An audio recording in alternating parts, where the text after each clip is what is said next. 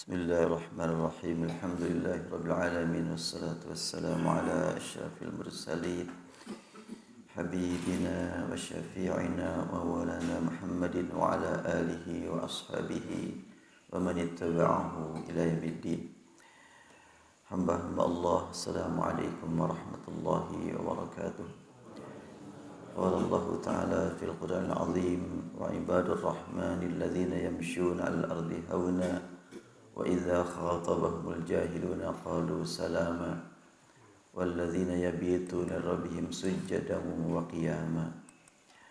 Allah Subhanahu wa taala menegaskan tentang sifat-sifat orang yang disayang, yang mendapatkan kesayangan dari Allah, sumbernya kesayangan, yang mendapatkan kecintaan dari Allah, yaitu sumbernya kecintaan, mendapatkan gelar ibadur rahman, yang suka beribadah dengan penuh harap kepada rahmatnya Ar-Rahman.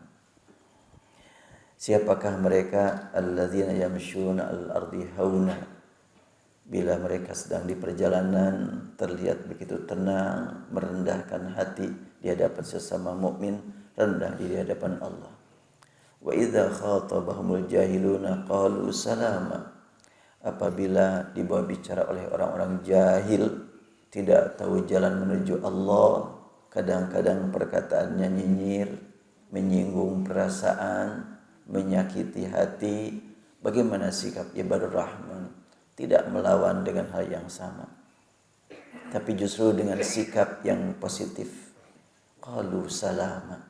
Semoga kalian mendapatkan selamat, subhanallah. Jadi ada orang yang menyakiti, doakan supaya selamat itu yang menyakiti. Kenapa? Sebab menyakiti orang lain terancam dengan bahaya di akhirat. Maka doakan ya. Orang yang menyakiti kita, doakan dia semoga Allah berikan ampunan, hidayah. Indahnya luar biasa dalam al-Islam. Siapakah mereka yang suka bersikap seperti itu? Walladzina yabituna rabbihim sujjadan wa qiyama.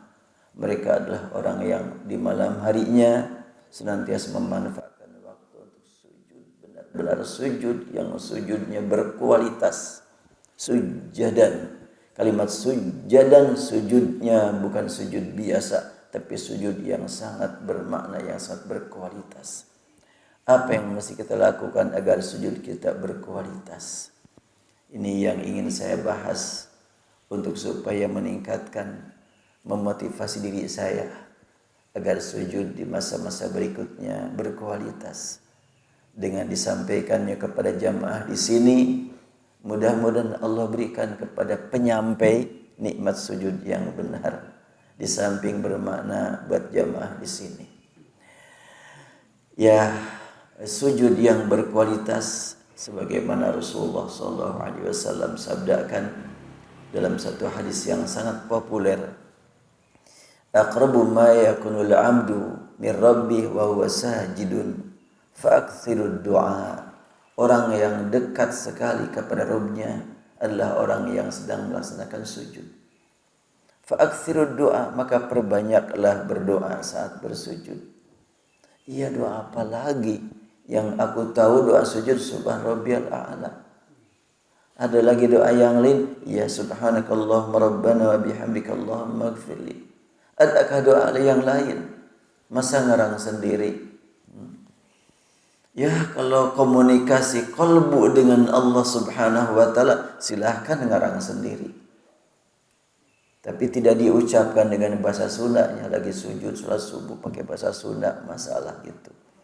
Tapi tentunya harus berbahasa yang diajarkan Rasul. Apabila tidak mampu dengan menggunakan bahasa yang persis seperti Rasulullah, ya tentunya ikuti yang diajarkan Rasul sendiri, yaitu yang dialami oleh salah seorang sahabat. Saya bacakan hadis Rasulullah SAW, riwayat An-Nasa'i, an Qais bin Ubadah qala shalla Ammar bin Yasir bil qaumi salatan.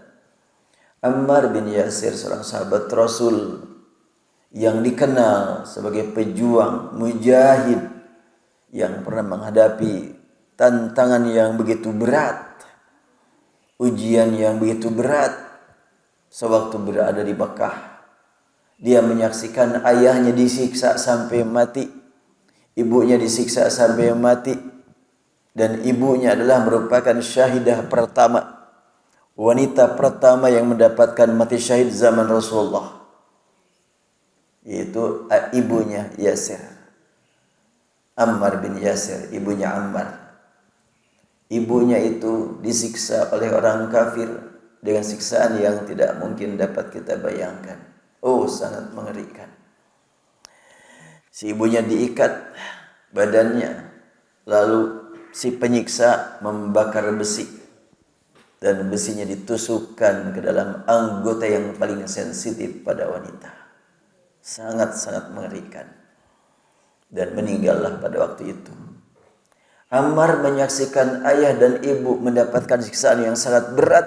Ammar dipaksa untuk berkata Hubal, dipaksa untuk mengatakan Tuhan yang disembah oleh orang-orang kafir.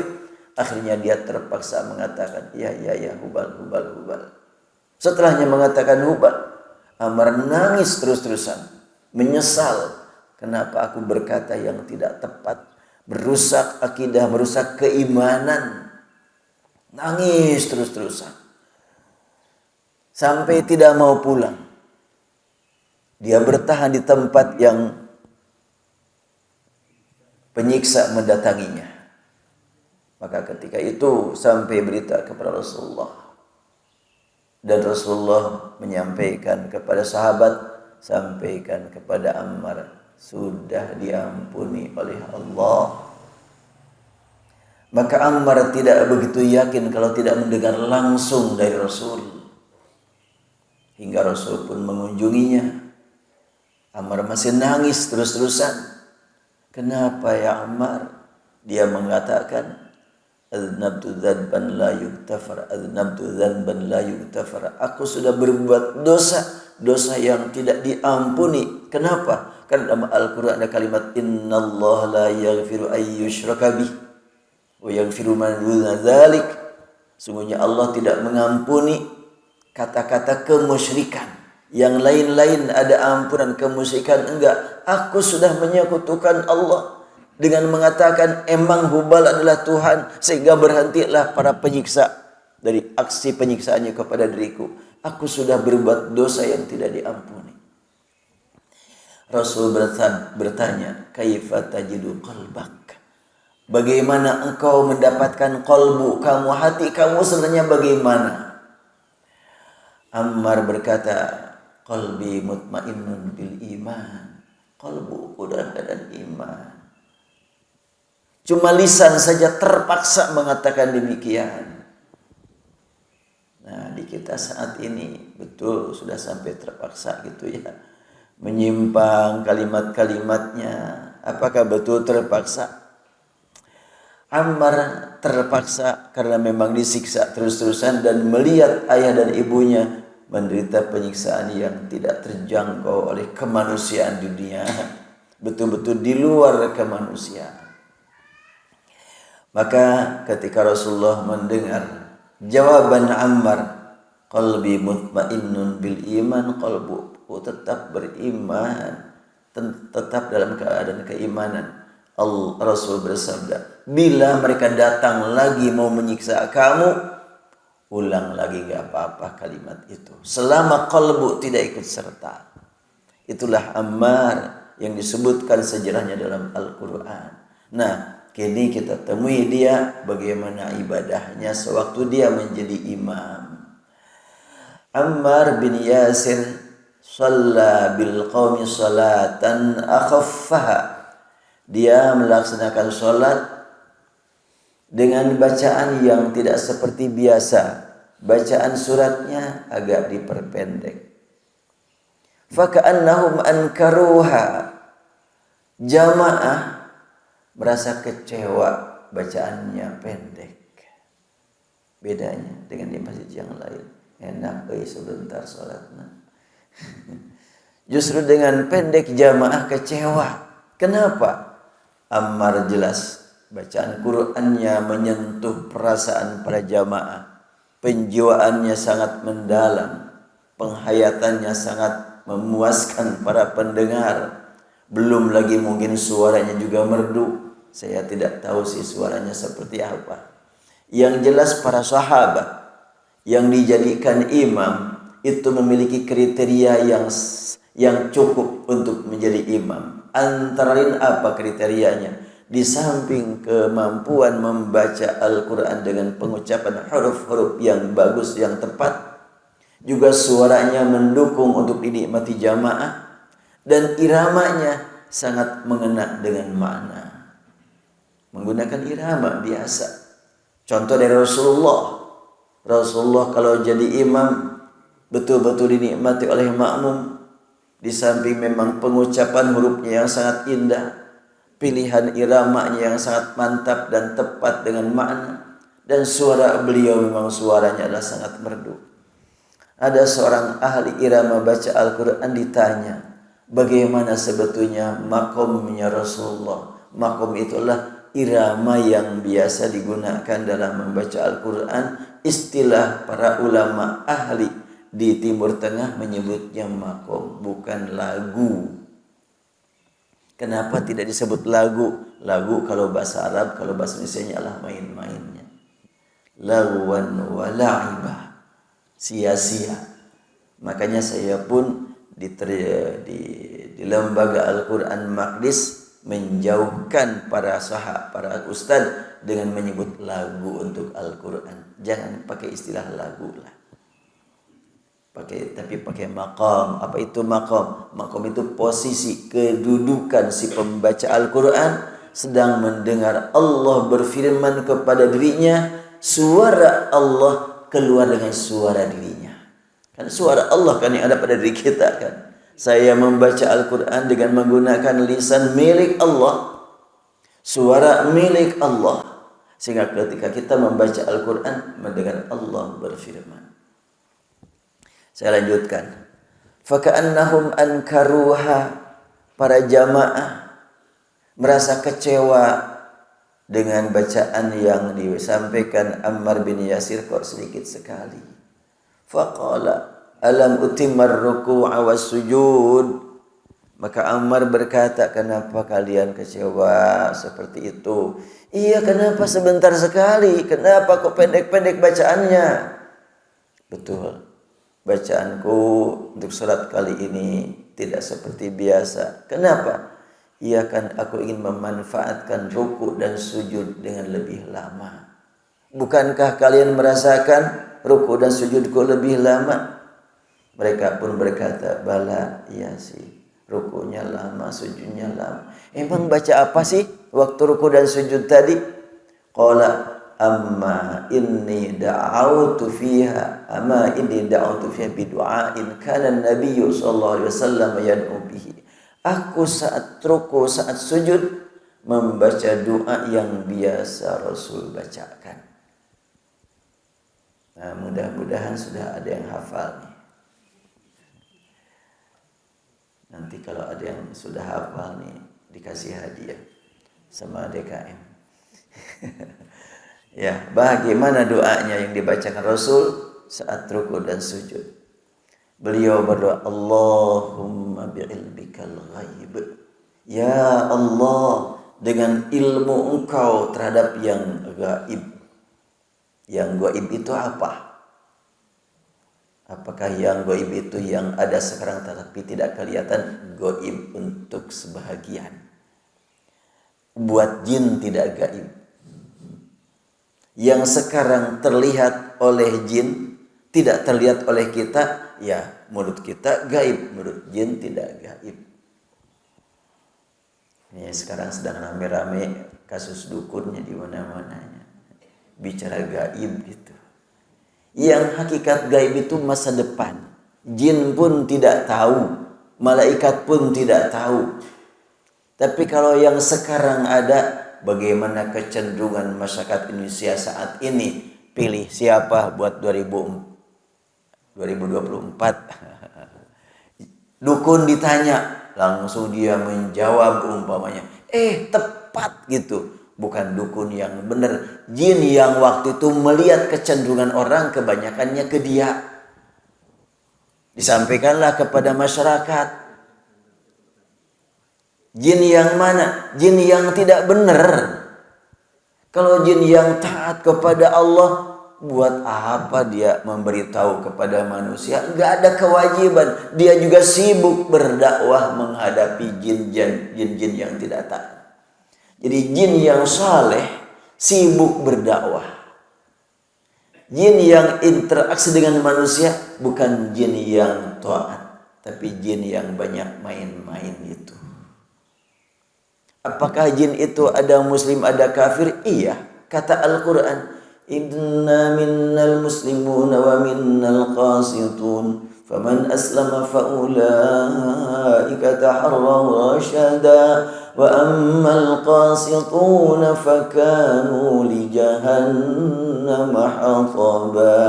Kata jin, di antara kami ada muslim, ada qasit. Qasit itu yang zalim. Kalau qasitun zalim, kalau muqsitun anti zalim. Nah, bahasa ada yang begitu ya. Aqsata dengan qasata. Qasit yang zalim, muqsit yang anti zalim. Wa ammal qasitun, kata jin, di antara kami ada yang zalim, ditunggu oleh jahannam. Nah, yang gaib itu ada beberapa tingkatan ya. Rasulullah Muhammad SAW kita beriman kepadanya, tentu beriman kepada yang gaib karena kita tidak bertemu. Tapi untuk para sahabat tidak gaib jasadnya Rasul, walaupun yang diajarkan Rasul Al-Quran termasuk dipandang gaib juga. Jadi kegaiban ada tingkatan-tingkatannya. Di hadapan Rasul Jibril tidak gaib, di hadapan kita Jibril gaib. Tapi masa depan buat semua orang gaib, yang tidak gaib hanya di hadapan Allah. Allahumma bi'ilmikal ghaiba. Ya Allah, dengan ilmu Engkau terhadap yang gaib, kami tidak tahu masa depan bangsa ini, kami tidak tahu masa depan rakyat ini, kami tidak tahu ya Allah masa depan diriku dan anakku. Nah, saat sujud kita langsung membaca kegaiban yang Allah ketahui. Allahumma bi'ilmikal ghaib, ya Allah, hanya Engkau yang tahu masa depan. Dan Engkau maha kuasa merubah keadaan. Siapa yang akan Allah angkat jadi presiden 2024? Engkau maha kuasa. Nah, silakanlah berdoa sujud ini, supaya tahun 2024 Indonesia dipimpin oleh orang soleh. Apakah orang yang sekarang tidak soleh Allah jadikan soleh? Terserah Allah.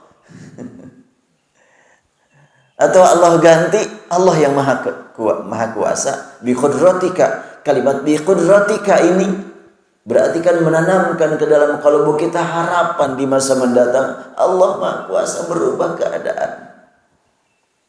Bukankah negeri Makkah sebelum Nabi Muhammad diangkat jadi Rasul, sewaktu beliau masih usia 39 tahun, Mekah masih dalam kegelapan, penuh dengan kemungkaran, kemaksiatan, kebobrokan akhlak, perjudian, perzinaan, mabuk. Oh, luar biasa, penuh di Mekah. Permusuhan satu sama lain.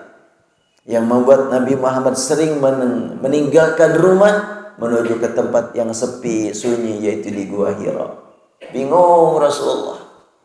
Saking bingungnya begitu lama, Al-Quran menyebutkannya, wa wajadaka dhallan fahada. Dan Rabbmu menemukan engkau dalam keadaan dhalalah. Coba gak tanggung-tanggungnya. Rasulullah diberi sifat dhallan, dalam keadaan dhalalah. Terus kullu dhalalatin finnar bagaimana?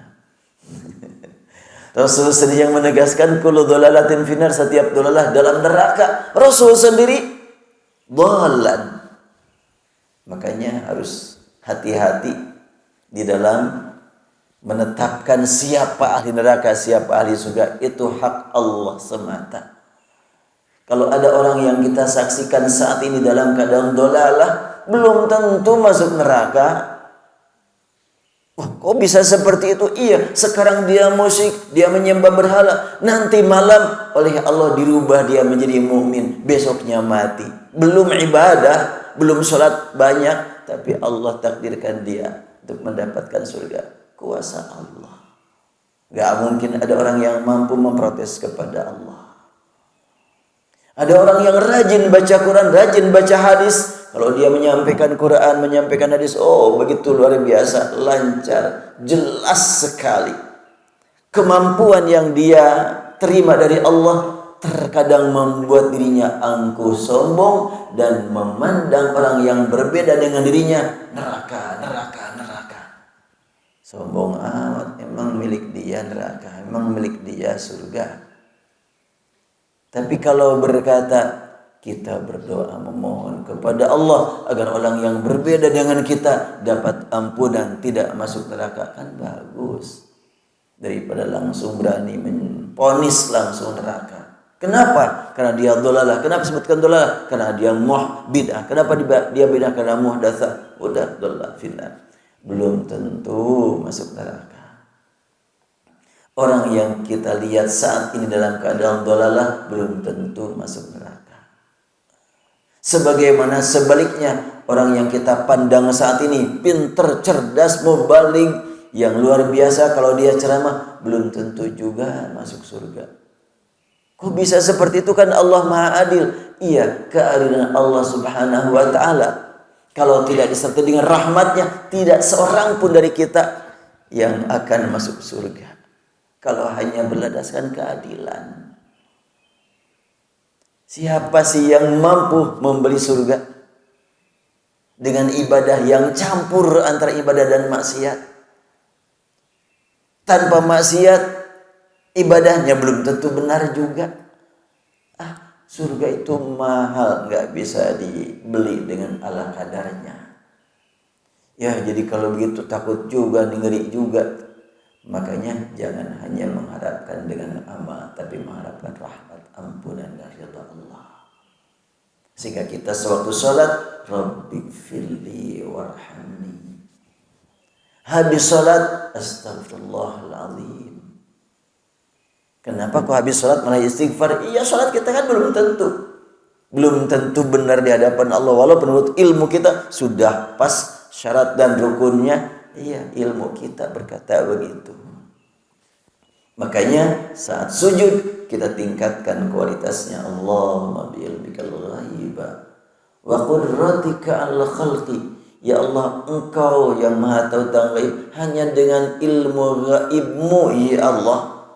Wa qudratika alal khaliq, dan hanya dengan kudrah dan kekuasaan Engkau terhadap makhluk ini ya Allah, aku berharap. Apa yang Kau harapkan wahai hambaku? Seakan-akan Allah bertanya. Maka hamba menjawab, ahyini ma'alimtal hayata khairan li. Aku mohon ya Allah, Engkau berikan kepadaku kehidupan, umur panjang. Sekiranya dalam panjangnya umur ini aku dapat menambah amal untuk kehidupan masa depan akhiratku. Jadi minta panjang umur tidak sekedar waktu, tapi minta juga bimbingan bagaimana dalam sisa umur hidup yang tidak tahu berapa lama lagi ini juga Allah berikan kepada kita bimbingan taufik hidayah. Apalah artinya tambah umur panjang, ternyata tambah maksiat. Dan banyak sekali kita saksikan saat ini orang yang usianya sudah di atas 70, bahkan sampai 75, 80, tapi ngomongnya pika sebelun wae. Muncul lagi di televisi, aduh pika sebelun lagi ngomongnya itu. Kadang-kadang penonton di rumah, itu orang masih hidup kene cing atuh gerak pae kadinya. Udah ngomongnya enggak benar. Enggak ada artinya. Kalau boleh kita mohon kepada Allah Subhanahu wa taala, doakan tuh orang-orang yang memimpin tingkat negara yang masih kacau balau, ya Allah berikan hidayah padanya. Apabila dia mendapatkan hidayah akan berguna buat umat. Apabila tidak diberikan juga hidayah padanya, kita berdoa bernilai ibadah. Indah dalam Islam itu ya. Baik sangka terus kepada Allah maksudnya. Bukan baik sangka kepada orang jahat. Kalau kepada orang jahat harus waspada. tapi baik sangka kepada Allah Subhanahu wa taala. Bagaimana Rasulullah sallallahu alaihi wasallam melihat Umar bin Khattab dan Amr bin Hisham yang sama-sama dua orang ini memusuhi Rasul dengan permusuhan yang sangat luar biasa. Rasul berdoa, ya Allah, a'izzal Islam bi ahlil umarain. Ya Allah, muliakan Islam, tegakkan Islam, tampilkan Islam sebagai agama yang berwibawa di dunia dengan masuknya Islam salah seorang dari Amr ini. Apakah Amr bin Hisham atau Umar bin Khattab? Allah Subhanahu wa taala pilih Umar bin Khattab menjadi muslim. Sangat baik bagi kita juga apabila ada dua tokoh negeri kita yang membangkang terhadap ajaran Allah. Kita berdoa, ya Allah, tegakkan Islam di negeri kita dengan masuk Islamnya salah seorang dari orang ini. Bagus tuh, ikut Rasulullah sallallahu alaihi wasallam. Kapan berdoanya? Saat sujud, silahkan. Karena kita sedang dekat betul-betul dengan kepada Allah ya.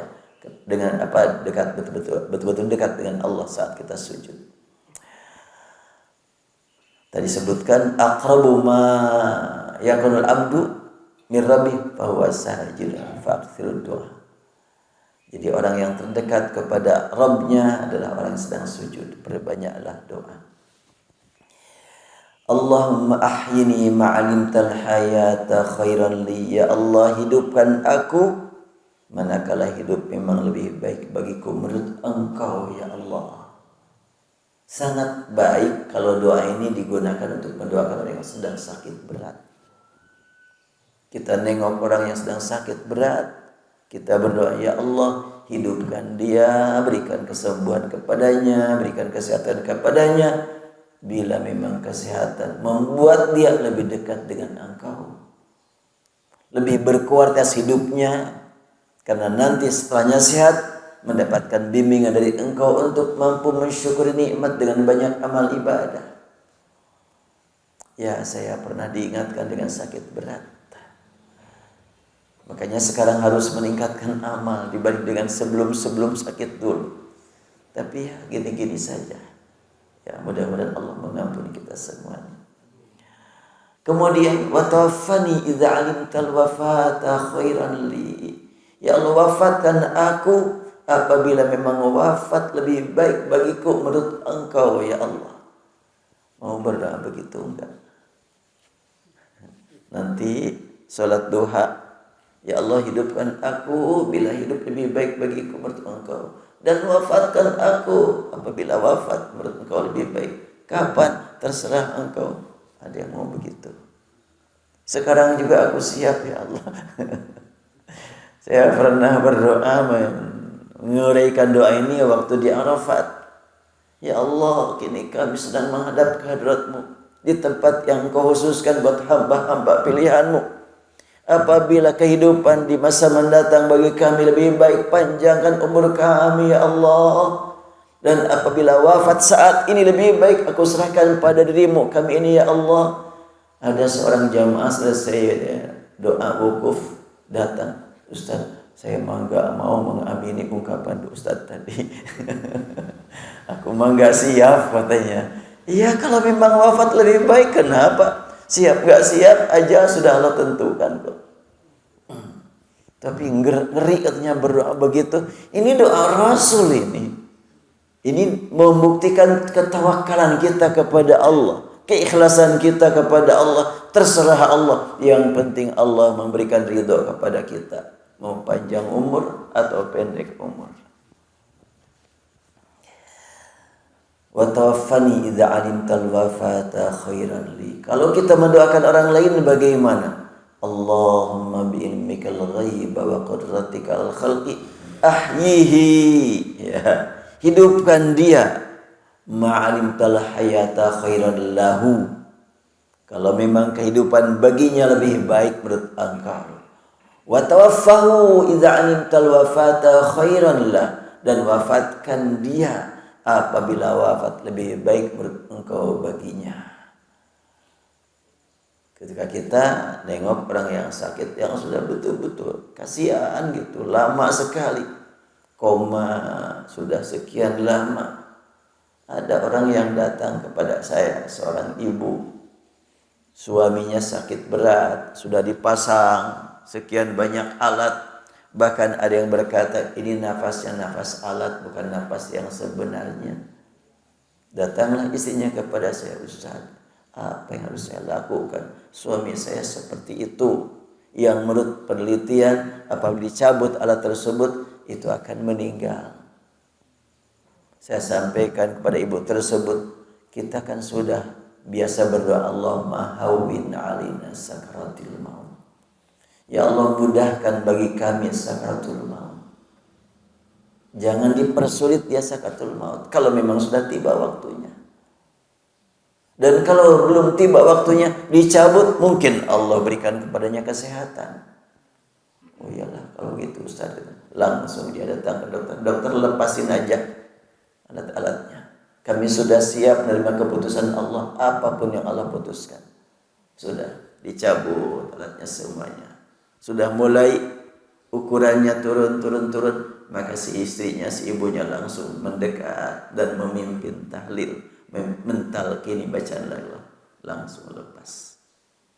Dan si ibu tersebut akhirnya ya datang ke masjid, saya yang memimpin sholat jenazahnya, dan si ibu tersebut dengan tegar karena merasa mengamankan suaminya dari su'ul khatimah, merasa bahagia karena sempat membimbing kalimat tauhid saat suaminya melepaskan nafas terakhir. Dia berbicara tegar tanpa kelihatan ada tangisan. Allahu Akbar, luar biasa.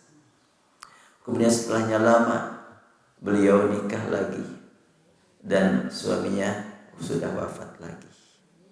Dan wafat suami kedua juga luar biasa, husnul khatimah, sedang sholat Jumat, sudah pada tahu semuanya. Itu dua-duanya suaminya saya yang nyolatin. Ya Allah yang mengatur. Ahyini ma'alimtal hayata khirallah wa tawaffani idza alimtal wafata khairan. Jadi kalimatnya ahyini ma'alimtal hayata khiralli wa tawaffani idza alimtal wafata khairan.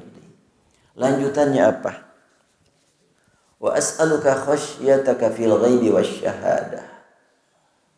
Permohonan berikutnya, ya Allah, aku mohon padamu, engkau berikan kepadaku nikmat khasyah, nikmat rasa takut padamu. Kok takut nikmat? Soalnya takutnya kepada Allah, bukan takut kepada penjahat, bukan takut kepada binatang buas.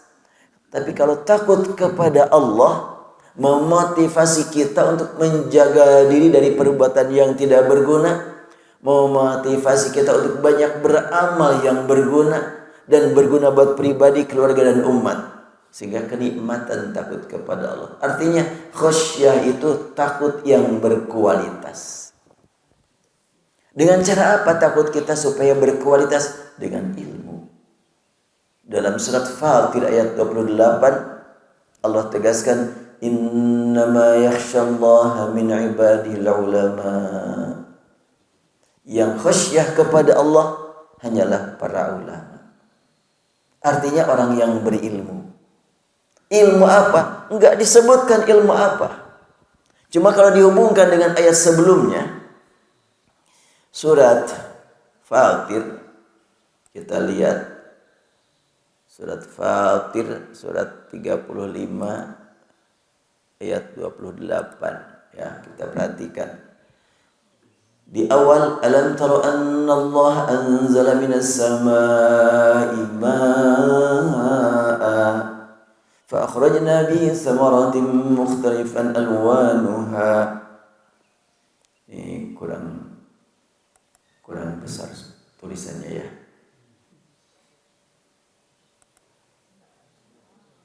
Tadi halaman berapa? 437 ya. Kita lihat halaman 437.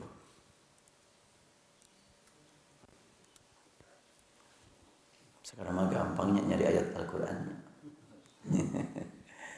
Nih, alam tara anna Allah anzala minas samaa'i ma'an fa akhrajna bihi thamaratin mukhtalifan alwanuha. Tidakkah engkau pikirkan, engkau perhatikan, engkau gali, engkau lakukan studi, engkau lakukan analisa bahwa sungguhnya Allah menurunkan air dari langit. Nih, Allah yang menurunkan air dari langit, bukan siapa-siapa.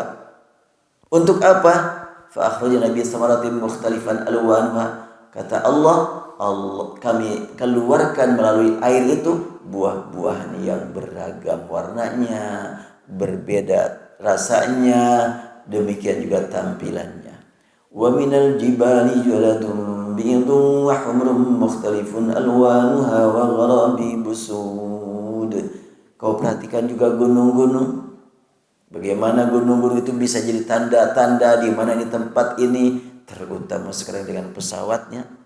Orang yang mengendarai pesawat, biasa disebut mengendarai pesawat, pilotnya tentunya melihat, wah ini gunung ini, gunung ini, gunung ini. Itu tanda-tanda ini sudah sampai di mana kita. Wa gharabibu sud, batu-batuan yang berwarna-warni. Wa minan nasi wad dawabi wal an'ami mukhtalifun alwanu kadzalik. Tidakkah kau perhatikan manusia, warnanya beda-beda, kulitnya, bentuknya, wajahnya. 6-7 miliar manusia saat yang hidup dengan 7 miliar wajah. Allahu Akbar. Dan 7 miliar suara. Ini enggak terjangkau oleh akal kita kan? Kok suara manusia yang hidup saat itu 7 miliar suara juga. Padahal alat mengeluarkan suaranya sama. Coba kalau Bapak Ibu saat ini ditelepon, yang telepon menggunakan telepon umum, langsung terdengar, di mana nak? Langsung disebut di mana anak gitu kan. Atau si bapak ditelepon istrinya, iya mah, langsung begitu aja. Padahal pakai telepon umum, kok tahu? Beda suara. Allah, berkaya kita melihat wajah, mendengar suara seperti melihat wajah. Sekian jumlah manusia Allah ciptakan berbeda. Belum lagi kita perhatikan sidik jari. 7 miliar manusia, berarti 70 miliar sidik jari. Enggak ada yang sama satupun. Kuasa Allah subhanahu wa ta'ala. Wa qudratika al-khalqi. Dan sidik jari, sewaktu Al-Quran berbicara tentang jari, belum terbayang manfaat sidik jari. Al-Quran surat Al-Qiyamah menyebutkan, La uqsimu biyawmil qiyamah, wa la uqsimu bin nafsil lawamah. Ayahsabul insanu allan najma'a 'idhamah bala qadirina 'ala an nusawwiya banana. Kami nanti di akhirat, kata Allah, kuasa untuk menyusun kembali jari jemari yang sudah berantakan di alam kubur, yang sudah bersatu dengan tanah, dikembalikan sebagaimana biasa. Ini adalah sidik jarinya Pak Hamid, Pak Mahmud, Pak Ahmad, enggak ketukar. Walaupun umpamanya di alam kubur sudah menyatu, nanti dibangkitkan lagi, enggak ketukar. Allahu Akbar. Saat ini betul-betul diketahui manfaat sidik jari. Pada waktu Al-Quran turun, belum terbayang oleh para sahabat yang menjadi saksi sejarah turunnya surat tersebut. Apa yang dimaksud dengan bala qadirina ala an nusawwiya banana. Wa minan nas, dari sejumlah manusia kau perhatikan bagaimana waddawabi, dan makhluk yang lain yang di muka bumi, wal an'am, dan binatang ternak, mukhtalifun alwanu kadzalik, warnanya berbeda-beda. Ada kucing warna hitam, warna putih, dan lain sebagainya. Nah, kita perhatikan air dari langit turun, kita perhatikan buah-buahan. Ada buah yang kulitnya sangat tipis tapi tahan lama. Ada buah yang kulitnya sangat tebal tapi cuma sehari sudah busuk. Apa itu? Ya, semangka dengan kurmanya. Kurma itu tipis kulitnya tapi bertahan lama. Semangka tebal kulitnya enggak tahan lama. Allah yang kuasa. Makanya ada juga orangnya kecil tapi kuat gitu. Ada orangnya besar tapi loyo. Ya. Semuanya itu bahan tafakur bagi orang yang memiliki khasyah, mengantarkannya untuk lebih takut kepada Allah. Jadi kalau begitu, ilmu apa yang dimaksud dengan kalimat innama yakhsyallaha min ibadihi al-ulama'u? Yang takut kepada Allah dari hamba-hamba adalah al-ulama. Ulama ilmu apa? Ilmu apa saja, yang penting didasarkan kepada keimanan. Alam tara annallah, melihat apapun ingat kepada Allah. Seorang dokter, dia selalu membaca kehidupan manusia dari poin ke poin pada diri manusia, dibaca terus. Dari titik ke titik berikutnya dibaca terus. Membuat dia semakin dekat dengan Allah. Itu ulama. Mungkin ada orang yang senang sekali membaca kehidupan tanam-tanaman. Dia tafakur melihat tanaman dari waktu ke waktu terus berkembang. Membuat dirinya semakin dekat dengan Allah. Itulah al-ulama. Ibu-ibu yang ngurus anak terus menghayati tentang kehidupan anak. Anak ini wataknya begini rasanya, ngasuh anak itu beda-beda. Tapi kunaon hasilnya beda. Ya Allah yang mengatur. Yang paling penting kita terima amanat dari Allah. Jangan sampai bertanya-tanya, ya Allah kurang gimana lagi, saya teh kurang sabar bagaimana teh, saya teh ngurus anak teh. Kenapa mesti begini? Udah kita terima dari Allah, titipan. Ya tapi maunya semuanya soleh. Ya permohonan kepada Allah lanjutkan. Usaha tingkatkan. Nabi Nuh alaihissalam anaknya 4. 3 anak soleh, 1 anak yang tidak soleh.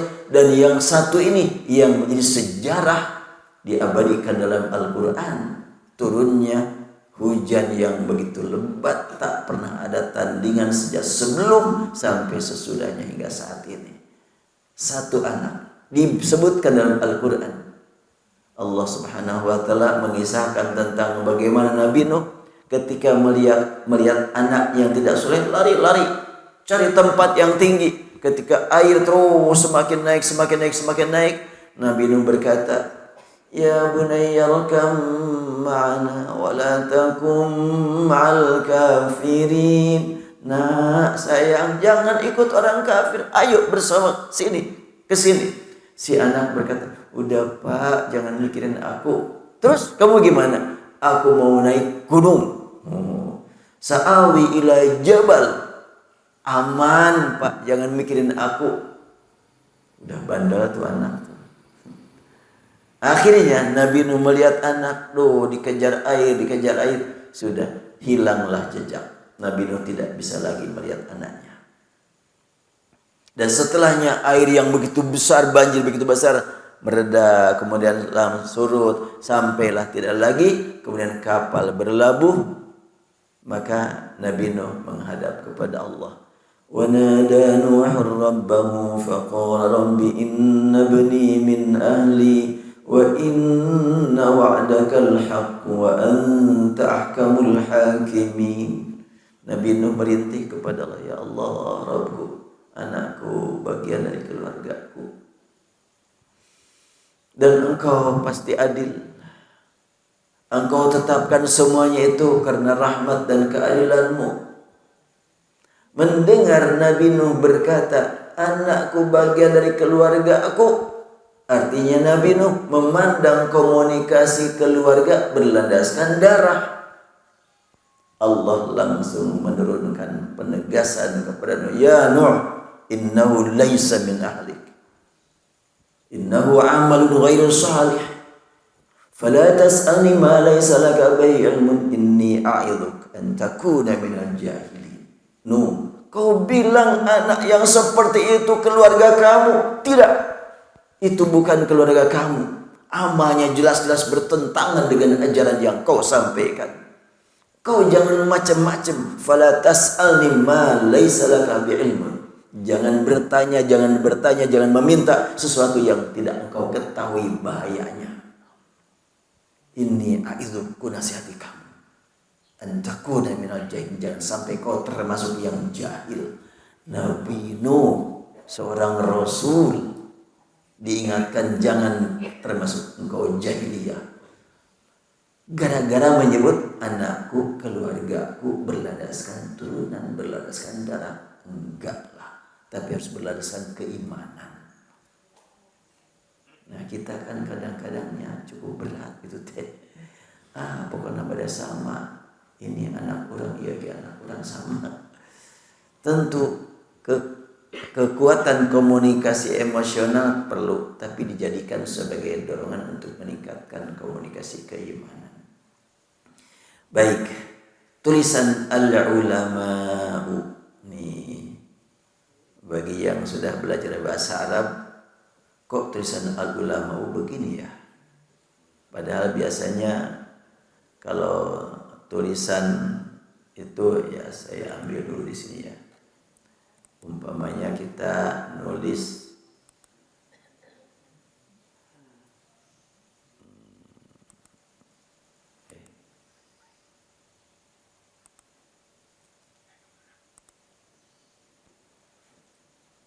kalimat al-ulama, pada umumnya kalau kita menulis kalimat al-ulama tidak seperti yang tertulis dalam Al-Quran barusan.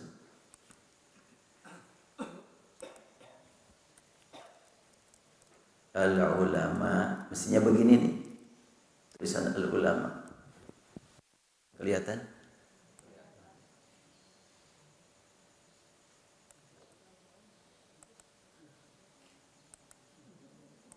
Tapi kalau tadi tulisan al-ulama begini. Jauh sekali. Kalau tidak ada harokat susah kita bacanya. Di sini mimnya tidak pakai alif. Padahal dibaca panjang. Jadi inilah tulisan Al-Quran. Khas untuk Al-Quran. Tidak bisa dirubah-rubah. Ada apa di balik tulisan ini berbeda? Kalimat al-ulama artinya orang berilmu. Ilmu apa? Terserah. Tapi yang dimaksud dengan dalam ayat surat ini, surat Al-Fatir ayat 28, ilmu yang digunakan untuk dekat dengan Allah. Makanya tulisannya dibedakan dengan tanpa huruf alif, tapi dipanjangkan bacaannya. Innama yakhshallaha min ibadihil ulama. Kenapa tidak seperti ini? Karena ini adalah ulama umum. Ulama ilmu fisika, ilmu kimia, ilmu matematika tanpa dihubungkan dengan masalah ibadah, ini dia. Tapi kalau dihubungkan dengan masalah ibadah, nah ulama ini. Walaupun yang dipelajari adalah ilmu matematika, ilmu kimia, tapi mengantarkan diri untuk lebih dekat dengan Allah. Makanya tulisannya dibedakan. Waw ini biasa digunakan dalam Al-Quran. Kalau bukan dalam posisi untuk memanjangkan U, itu untuk memberi makna melebihi daripada kebiasaan. Umpamanya, kita temukan dalam Al-Quran Al-Mala'u. Ada yang begini tulisannya, ada juga Al-Mala'u yang begini.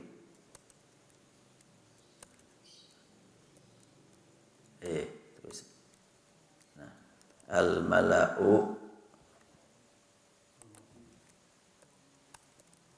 Nah, ada yang begini tulisan al-mala'u dalam Al-Quran. Apa bedanya al-mala'u yang pakai alif dengan al-mala'u yang pakai waw? Al-mala'u yang pakai alif itu para pemimpin, bos-bos yang umum.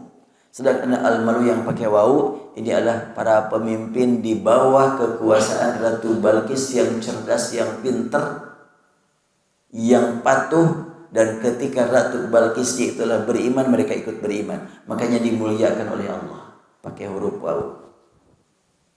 Tulisan itu ya sangat luar biasa.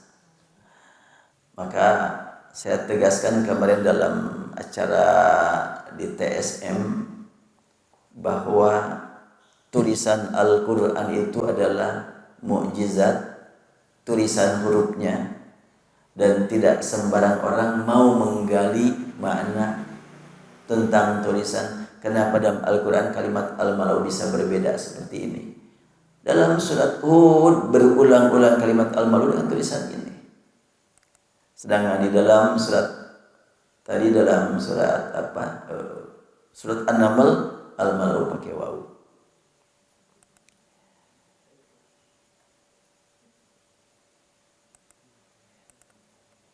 Ini huruf yang lebih familiar begini ya.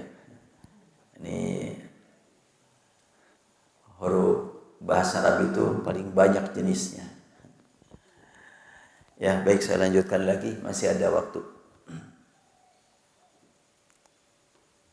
Belum selesai doa. Mana tadi? Oh, di sini bacaan Yasin.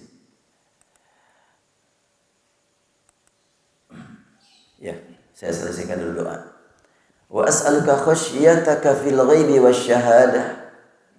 Dan ini sudah ada ya, bukunya sudah ada nih dalam buku surat Yasin ini ya. Bagi yang sudah punya, silakan dibuka halaman 242 ya, dalam buku tafsir Yasin yang pernah saya tulis.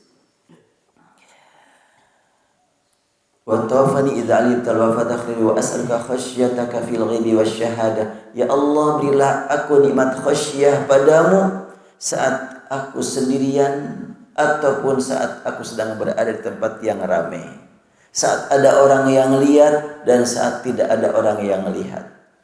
Saya sebagai hamba yang sangat lemah, tidak bisa menjaga istiqomah. Ketika banyak orang bagaimana merasa diawasi oleh Allah, dan ketika sendiri bagaimana merasa diawasi oleh Allah, berubah-ubah.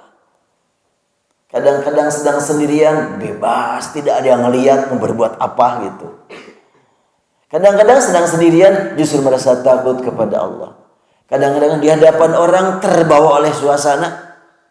Kadang-kadang di hadapan orang merasa malu sama orang lain mau berbuat salah. Nah, kita mohon kepada Allah pada saat sujud, as'aluka khasyataka fil ghaibi wasyahadah. Ya Allah, berilah aku nikmat khasyah saat sendiri tidak ada orang yang tahu dan saat ada orang banyak. Lanjutannya, wa kalimatul ikhlas fil ridha wal ghadab. Dan aku mohon kau berikan kepadaku nikmat ikhlas dalam segala kondisi, ketika ridha dan ketika marah, ketika kesal dan ketika senang. Ingin selalu ridha kepada Allah, ingin selalu terpelihara dengan keikhlasan. Ikhlas marah sebagaimana ikhlas benci, ikhlas senang, ikhlas cinta. Ada gitu? Marah karena ikhlas karena Allah. Aku marah sama kamu ikhlas karena Allah. Kira-kira gimana marahnya? Aku membenci kamu ikhlas karena Allah. Gimana prakteknya? Membenci kemungkaran, membenci kemaksiatan belum tentu membenci orang yang berbuat maksiatnya. Kalau kita benci karena Allah, benci kepada kemaksiatan, ada orang yang berbuat maksiat, kita dekati. Dek, mau enggak aku ajak makan? Hah? Makan? Iya, yuk, makan yuk. Sambil makan ngobrol tentang bagaimana beriman, bagaimana menghadapi akhirat. Nah, itu sayang kepada orangnya, dan kita benci kepada perbuatan maksiatnya. Dipindahkan dari tempat maksiat ke tempat makan, ngobrollah di situ tentang masalah keimanan. Karena itu Rasul bersabda kan, afsyus salam, at'imut ta'am. Sebarkan keselamatan, damaikan orang, jangan sampai terganggu hatinya dengan kemungkaran kemaksiatan. Dengan cara apa? At'imut ta'am, kasih makan. Jadi memberi makan juga banyak makna ya. Tidak hanya sekedar untuk menghilangkan lapar, tapi juga untuk menghilangkan kemaksiatan, kemungkaran. Benci kepada kemaksiatan tidak serta-merta membenci orang maksiat. Boleh enggak kita membenci orang maksiat, tergantung dalam kondisi bagaimana. Apabila orang maksiat itu adalah mengganggu terus ketakwaan, mengganggu ibadah, mengganggu dakwah, ini tidak ada lagi kecuali harus dihabis ini orangnya. Itu tiada bedanya kalau ada orang yang sakit gatal, gatalnya semakin banyak. Apa yang harus dilakukan? Sudah dengan berbagai obat masih saja semakin meluas. Apa yang mesti dilakukan? Dia mutasi. Ya, artinya begitulah, buang itu. Kayak ini orang dinasihati dengan berbagai cara semakin menyebarkan kemaksiatan. Udah kalau gitu perang itu orang itu. Gak ada jalan lain. Itu jalan terakhir. Ya, seperti gimana tadi kan, gatal terus menyebar, ya udah dibuang. Gatal itu bahasa umum. Bahasa keren nama eksimnya. Bahasa kampung nama budug. Bahasa kampung. Tapi kalau disebut budug mah kampungan gitu. Kalau eksim mah gak kampungan, ngotak gitu. Daya tatak ini. Lanjutannya. Wa as'aluka na'iman la yanfad. Ya Allah, aku mohon kau berikan kepadaku nikmat yang tiada akhirnya.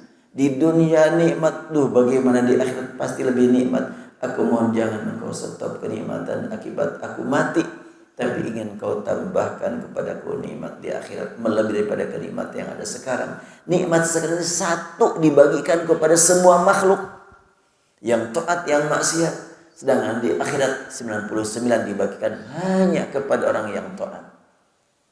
Berapa kali lipat kenikmatan akhirat, enggak bisa terbayangkan kenikmatannya. Wa qurrata 'ainin la tanqati, dan aku ingin kau berikan kepadaku nikmat memandang dengan penuh kesejukan, kelembaban dada, indah selalu, tidak ada yang mengecewakan di dunia, tidak ada yang mengecewakan di akhirat. Qurrata 'ainin la tanqati. Wa as'aluka ridha ba'dal qada, aku mohon padamu kau berikan kepadaku nikmat ridha, nikmat puas dengan semua ketetapan engkau. Telah kau tetapkan wajahku seperti ini, badanku seperti ini, dan telah kau tetapkan hartaku sekian, usiaku, aku ridho dengan ketetapan engkau sampai kapan. As'aluka ridha bil qada. Engkau tetapkan buatku punya pasangan hidup seperti ini, tanamkan ke dalam diriku ridha. Kekurangan bagi pasangan hidupku berikan kepadaku agar mampu menjadikan lapangan amal. Engkau berikan kepadaku kelebihan, jadikan sebagai bekal yang berguna bagi pasangan. Allahu Akbar, luar biasanya. Kalau sudah suami istri kan begitu. Kekurangan dan kelebihan masing-masing sudah menjadi milik bersama. Kekurangannya lapangan amal bersama, kelebihannya bekal beramal bersama. Ngomong mah gampang, praktek mah susah tadi. Iya. Wa bardal aisy ba'dal maut, dan kesejukan hidup sesudah mati. Kita memohon kepada Allah saat ini dunia, tahu panas, tahu dingin, tahu sejuk, tahu gersang, ingin nanti setelah mati tidak ada kegersangan. Dan inilah permohonan yang paling penting untuk kita tingkatkan harapan kita kepada Allah. As'aluka ladzatan nazar ila wajhika wasyauqa ila liqa'ik. Ya Allah, berilah aku nikmat bertemu dengan Engkau, menatap wajahmu ya Allah. Kalau sekarang kita dapat menikmati keindahan alam, bagaimana nikmatnya bertatap dengan sumbernya keindahan. Kalau sekarang kita dapat menikmati suara yang merdu, bagaimana kalau kita mendengar sumbernya suara, semua suara yang merdu, Allah subhanahu wa ta'ala.